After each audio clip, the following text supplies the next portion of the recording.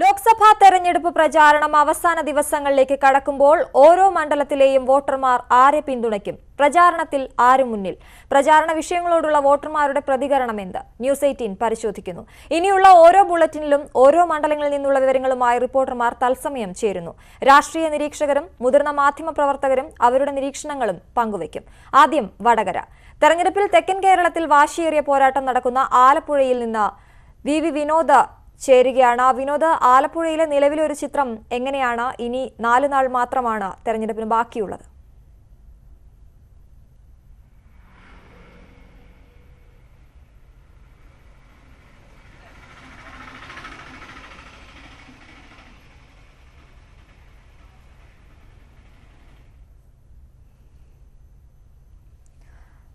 വിനോദ, പ്രചാരണം അവസാന ഘട്ടത്തിലേക്ക് കടക്കുമ്പോൾ ആലപ്പുഴ മണ്ഡലത്തിൽ വോട്ടർമാരുടെ പ്രതികരണം ഏത് രീതിയിലാണ്? എങ്ങനെ പുരോഗമിക്കുന്നു അവിടെ പ്രചാരണം?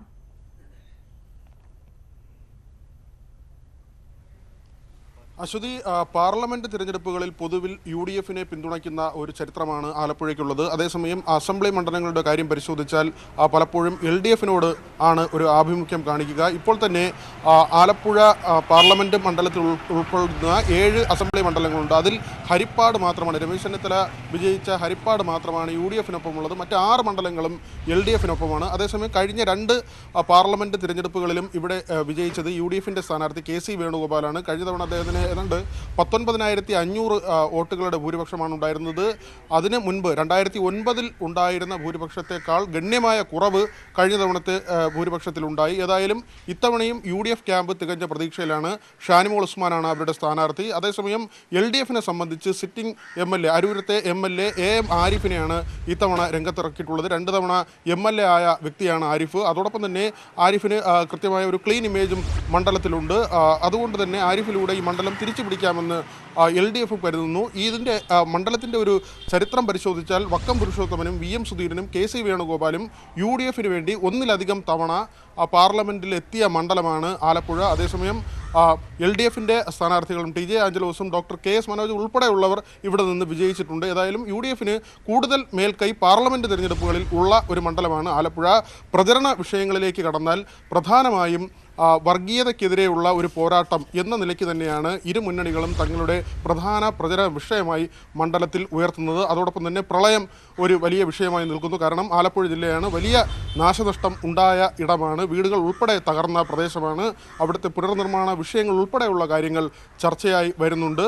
അതോടൊപ്പം കള്ളപ്പണ ആരോപണങ്ങൾ ഉൾപ്പെടെയുള്ള മണ്ഡലത്തിനുള്ളിൽ നിൽക്കുന്ന കാര്യങ്ങളുണ്ട്. ആരിഫിനെതിരെ M ലിജു DCC പ്രസിഡന്റ് കൊണ്ടുവന്ന ആരോപണം നിലനിൽക്കുന്നു. അതിനെതിരെ LDF നിയമ നടപടികളുമായി മുന്നോട്ട് പോകുന്നു. ഇത്തരത്തിലുള്ള ആരോപണം പ്രചരണ രംഗത്ത് ചില കൗതുകകരമായ കാര്യങ്ങളുമുണ്ട്. കാരണം സോഷ്യൽ മീഡിയയിൽ നടക്കുന്ന പ്രചരണം, പുതിയ സിനിമകൾ ഇറങ്ങുമ്പോൾ അതിന് അപ്പോൾ തന്നെ ഹിറ്റാവുന്ന ചിത്രങ്ങൾക്ക് പിറകെ വേഗത്തിൽ തന്നെ സോഷ്യൽ മീഡിയയിൽ കഥാപാത്രങ്ങളായും അല്ലെങ്കിൽ സിനിമയുടെ പേരിലുമൊക്കെ തന്നെ വലിയ പ്രചരണം ഇരു മുന്നണികളും ഇവിടെ നടത്തുന്നുണ്ട്. BJP സംബന്ധിച്ചും വലിയ പ്രതീക്ഷ അവർ ഇവിടെ വെച്ച് പുലർത്തുന്ന ഒരു മണ്ഡലമാണ്. KS രാധാകൃഷ്ണനാണ് അവരുടെ ഇവിടുത്തെ സ്ഥാനാർത്ഥി. കോൺഗ്രസിൽ നിന്ന് മറുകണ്ഠം ചാടി വന്ന സ്ഥാനാർത്ഥിയാണ്. ഇന്നത്തെ കോൺഗ്രസ്, നാളത്തെ BJP എന്ന തരത്തിൽ LDF-ന്റെ ആരോപണവും ഇവിടെ നിലനിൽക്കുന്നുണ്ട്. ഏതായാലും ദേശീയ നേതാക്കളടക്കം തന്നെ ആലപ്പുഴയിൽ എത്തുകയും ചെയ്തു. UDF-ന് വേണ്ടി രാഹുൽ ഗാന്ധി അടക്കമുള്ള നേതാക്കൾ, LDF-ന് വേണ്ടി യെച്ചൂരി അടക്കമുള്ള നേതാക്കൾ, നാളെ BJP-യുടെ പ്രചരണത്തിന്റെ ഭാഗമായി അമിത്ഷാ നാളെ പുന്നപ്രയിൽ പരിപാടിയിൽ പങ്കെടുക്കുന്നു. മാധ്യമപ്രവർത്തകൻ കളർകോട് ഹരികുമാർ കൂടി നമുക്കൊപ്പം ടെലിഫോൺ ലൈനിൽ ചേരുകയാണ്. ശ്രീ ഹരികുമാർ, എല്ലാവരും ജയിക്കുമെന്ന് അവർ തന്നെ പറഞ്ഞുകൊണ്ടിരിക്കുകയാണ് ആലപ്പുഴയിലെങ്കിലും ഇതുവരെയുള്ള വോട്ടർമാരുടെ പ്രതികരണത്തിൽ നിന്ന്, ആലപ്പുഴയുടെ ചലനത്തിൽ നിന്ന് ആലപ്പുഴ ആര് പിടിക്കുമെന്നാണ് താങ്കൾ കരുതുന്നത്? ശരിയാണ്, ആലപ്പുഴ മണ്ഡലം ഇതുവരെ കാണാത്ത രീതിയിലുള്ള ശക്തമായ പ്രചരണത്തിനാണ് ഇപ്പോൾ സാക്ഷ്യം വഹിച്ചുകൊണ്ടിരിക്കുന്നത്. ഏതാണ്ട് ഒരു 3 മുന്നണികളും ആര് മുന്നിലെന്ന് പറയാൻ കഴിയാത്ത രീതിയിലുള്ള ശക്തമായ പ്രചരണത്തിൽ ഏർപ്പെട്ടിരിക്കുകയാണ്.